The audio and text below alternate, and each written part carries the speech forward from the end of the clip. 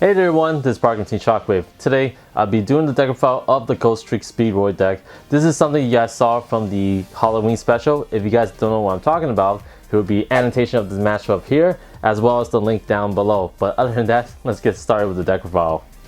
Alright guys, so let's start the monster lineup with 3 Jiachi. This is your searcher, so when it's flipped face up, you're able to add a Ghostrick monster depending on how many you have face up and depending on the level of the monster you can pick up. So if you just have this alone, you can pick up a level 1 Ghostrick.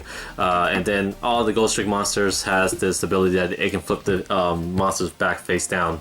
So like the Gear armor. So next I play 3 of the Lantern. Lantern is like your mini battle fader, so it can stop 1 attack, but if it does, it can special summon itself in face down defense and blocking your opponent's attack. Great card to have, especially if you have an important Ghostrick monster you want to protect. I am playing 2 Jack Frost. Jack Frost is similar to Lantern, but Jack Frost flipped the monster face down that is attacking into face down position, and this card is special summoned in face down position as well. Reason why I'm playing 2 compared to Lantern playing 3, because I don't see myself activating this card a lot, just because that to order to activate Jack Frost, it has to attack directly. Your opponent's monster has to attack directly, to be more exact. So if you do have your setup the way you want, you don't usually have to activate it a lot. So I'm usually just summoning this monster and going to the Exceed 1 play. I'm playing 3 Spectre. Spectre, great card, because that if somehow your Ghostrick is destroyed in the graveyard by battle or card effect, you're able to special summon this card into face down position, and you're able to draw 1 card. So it does give a little more draw consistency to your deck, and it's as well as a substitute replacement for the monster you want to that was destroyed, because you know a lot of Ghostrick cannot summon itself unless there's another Ghostrick already face up on the field. So now the last Ghostrick monster in the main board is 2 Marys. Mary, if you take damage anyway, you're able to discard this card and then special summon 1 Ghostrick monster from your deck in face down position. So I usually do bring out Jianji. It's the only reliable target to actually bring out with Mary's effect, because sometimes you do want to go to bring out 2 Jianji onto the field and then go into your rank 3 plays. Now, for the Speedroid engine, I'm playing 3 Terratops. Terratops is like the Stratos and Cyber Dragon put together, because if you control no monster, you can special summon this card. When this card is summoned, you're able to add a Speedroid monster from your deck to your hand. Great card to have, and especially for another combo I'm going to show you a little bit soon. And with those, with his effect to search, you're able to search this out to your hand. If this card, if you control a wind monster, you're able to special summon this card. First effect. Second effect is that you can tribute this card to special summon a Speedroid tuner from your deck to the field, but if you do this effect, you only can special summon the wind monster the rest of the turn. That second part of the effect, you don't really care about, because of you don't really play 2 monsters in the deck. And so the restriction, the condition to only special summon wind monster for the rest of the turn don't apply to this at all when you're playing this kind of build. And then the last 2 monster I'm playing is Caius. Caius, if you always have like floating monsters on the field, so it's good to have a tribute fodder for them and bring out Caius. Caius the best of all the monarchs, and not only that, like I mentioned for Terratop, you can special summon this card right away, and then tribute right after it's summoned to for Caius if you really need to. And that's it for my monster counts.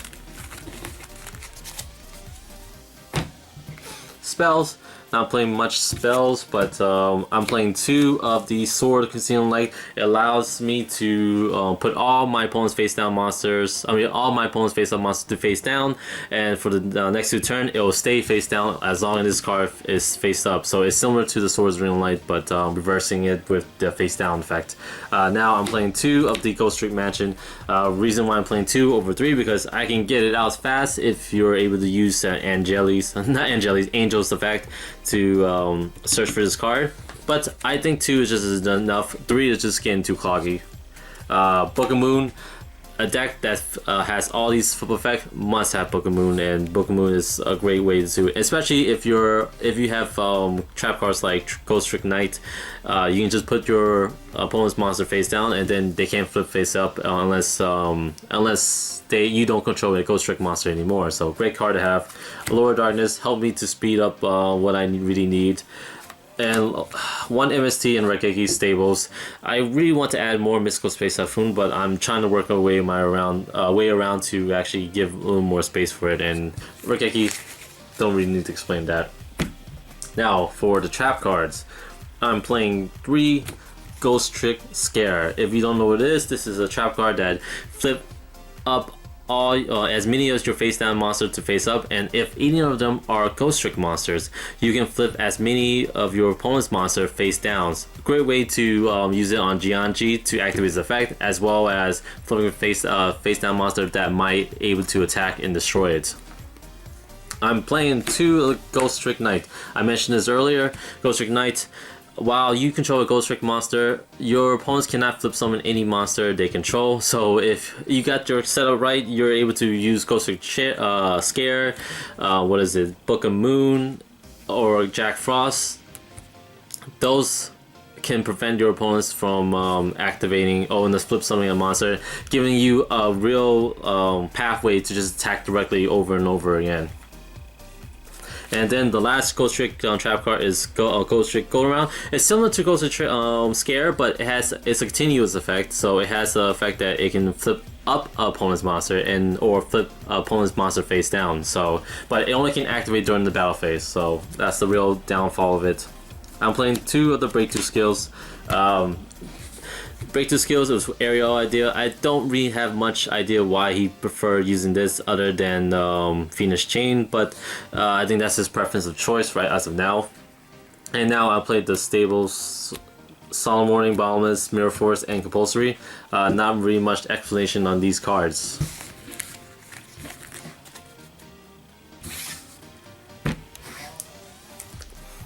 For the extra deck, I'm playing 3 of the Angel. Angel, great addition to this archetype because you can exceed it over any exceed Ghostrick monster you have, and then you have 2 effects. One effect is that you're able to detach a material off of it to search for a spell or trap card, Ghostrick card, and you always that could be very helpful indeed, especially if you're trying to flip a monster face down or trying to attack directly. This is your card this is your go-to card to get actually all you need. And its second effect, not really many people will pull it off because it's just too hard to pull off, especially with this kind of deck. So basically, you just if you actually have 10 materials on this card, you're able to win the game. So next, I'll play 2 of the Ghostrick Alucard. I would like to have a dirt copy if I have one, but other than that, 2 seems reasonable. I didn't think I need to go for a dirt copy at any point when I was playtesting with all these decks. But Alucard, you're able to pop a set card on your opponent's side of the field if you want to detach material, and if this card is sent to the graveyard, you're able to add a Ghostrick card from your graveyard to your hand. So a lot of time, if you're having your Anjay over your Alucard, you can just detach using her effect to search for a spell and trap, add to hand, and after that card resolve, you're able to activate Alucard's effect to search for any of the Ghostrick monsters from your graveyard to your hand. So not just monster, but the spells and trap as well. So it's again a great way to utilize so much to add more cards to your advantage. Now I'm playing 3 Dolan Hand. Dolan gain 200 for each Ghostrick card on the field. That includes the spells and trap and himself. So 200, not so bad, but starting off with 1000, but it's pretty weak. But if you're able to pull off his second effect, where you can attach material to choose one monster and that monster attack will be cut in half, then it will be you're just playing. You get that monster playing in your own level right there with the attack strength. But again, his third effect is similar, or it's actually the same as the Alucard, where you can actually search out any Ghostrick card from your graveyard with this card sent to the graveyard. So great card.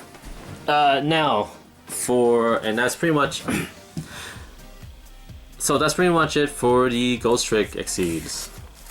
For the rest of the Exceeds, I'm playing one of the Slack Magician, and that's my only ranked one.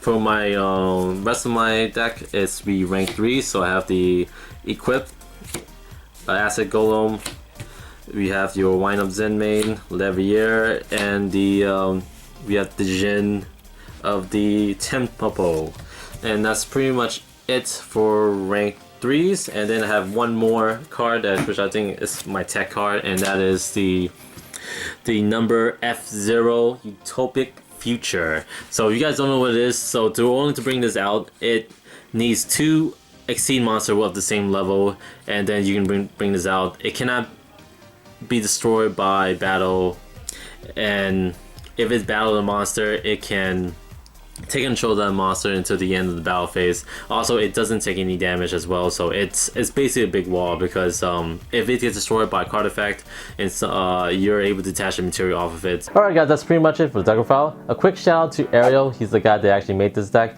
another member of this team that does all the graphic design from the playmats to the channel design. But unfortunately, he's not able to attend today's video to do the deck profile and give a little more thought of why he chose these cards. The Speedroid engine really did make the deck faster, getting out your Alucard into your Angel. But that's all my time with this video. If you guys like what you saw, please like, comment, and subscribe. This is Park from Team Shockwave, signing out.